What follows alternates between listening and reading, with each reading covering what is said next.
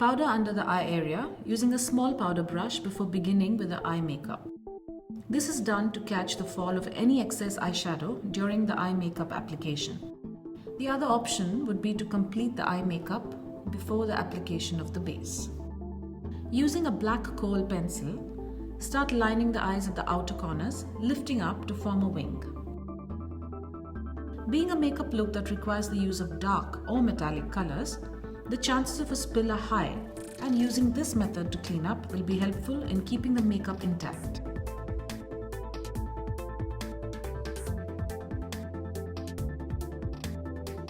Using a blending brush, blend the kohl inwards towards the eyelid and into the outer end of the crease very softly. This is done to create a base for the application of an eyeshadow and to intensify the color of the eyeshadow. Leave the inner corners free of the dark color. This eye makeup look is meant mainly to demonstrate basic blending of colors. Yeah.